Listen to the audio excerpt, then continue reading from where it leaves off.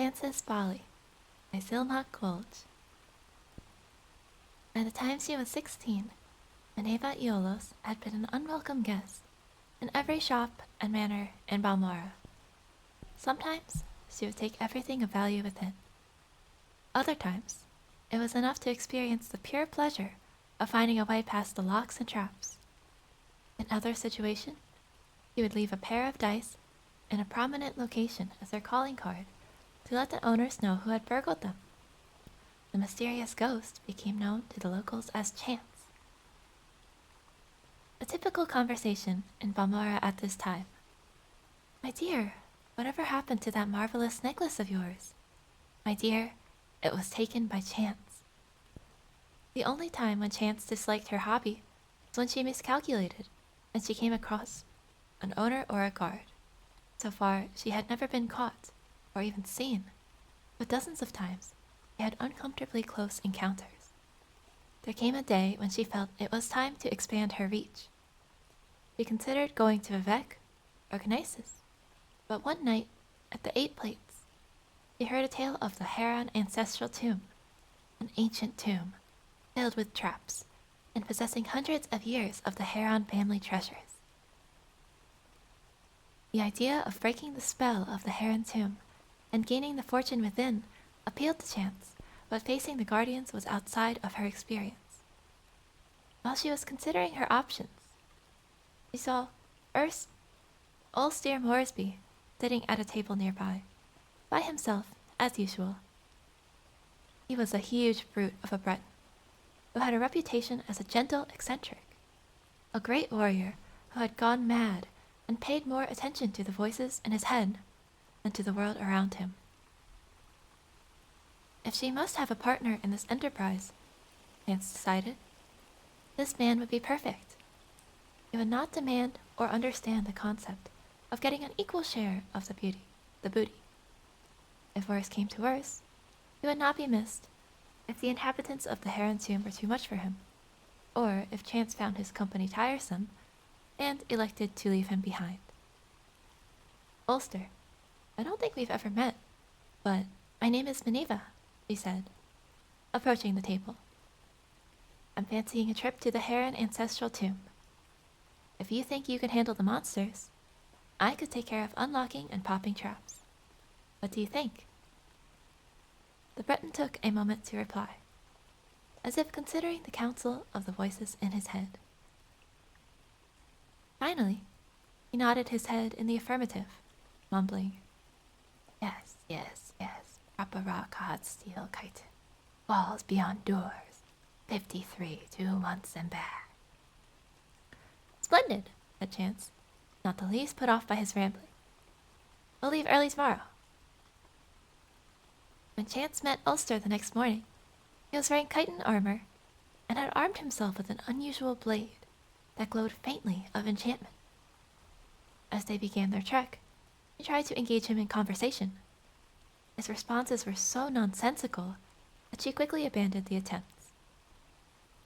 A sudden rainstorm swirled over the plain, dousing them. But as she was wearing no armor, and Ulster was wearing slick chitin, their progress was not impeded. Into the dark recesses of the Heron tomb they delved. Her instincts had been correct. They made very good partners. She recognized the ancient snapwire traps, deadfalls, and brittlebacks before they were triggered, and cracked all manner of lock. Simple tumbler, combination, twisted hasp, double catch, varieties from antiquity with no modern names, rusted heaps that would have been dangerous to open if one even possessed the actual key. Ulster, for his part, slew scores of bizarre fiends, the likes of which Chance, a city girl, had never seen before. The enchanted blade's spell of fire was particularly effective against the frost atronach. He even saved her when she lost her footing and nearly plummeted into a shadowy crack in the floor. "Not to hurt thyself," he said, his face showing genuine concern. "Your walls beyond doors on 53. Drain ring. 2 months and back. Proper rock. Come, Mother Chance." Chance had not been listening to much of Ulster's babbling. But when he said Chance, she was startled. She had introduced herself to him as Minerva. Could it be that the peasants were right, and that when Madman spoke, they were talking to the Daedra Prince Sheogorath, who gave them advice and information beyond their ken? Or was it rather, more sensibly, that Ulster was merely repeating what he heard tell of in Balmora, where in recent years Chance had become synonymous with lockpicking? As the two continued on, Chance thought of Ulster's mumblings. He had said chitin when they met, as if it had just occurred to him. And the chitin armor that he wore had proven useful. Likewise, hot steel. What could walls beyond doors mean? Or 2 months and back, what numbered 53? The notion that Ulster possessed secret knowledge about her and the tomb they were in began to unnerve Chance. She made up her mind then to abandon her companion once the treasure had been found. He had cut through living and undead guardians of the dungeon. If she merely left by the path they had entered, she would be safe without a defender. One phrase he said made perfect sense to her. Drain ring.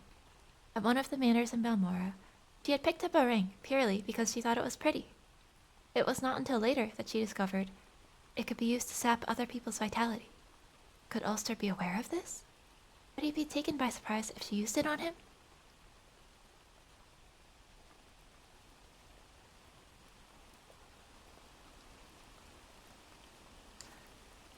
She formulated her plan on how to best desert the Breton as they continued down the hall. Abruptly, the passage ended with a large metal door secured by a golden lock. Using her pick, Chance snapped away the 2 tumblers and bolts and swung the door open. The treasure of the Heron tomb was within.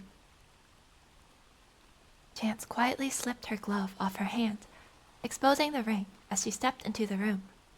There were 53 bags of gold within.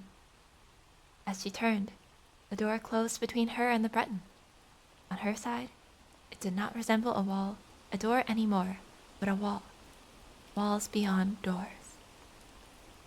For many days, Chance screamed and screamed as she tried to find a way out of the room. For some days after that, she listened dully to the laughter of Sheogorath within her own head. 2 months later, when Ulster returned, she was dead. He used a rock to prop open the door and remove the gold. The end. And that was Chance's Folly. Very much for listening.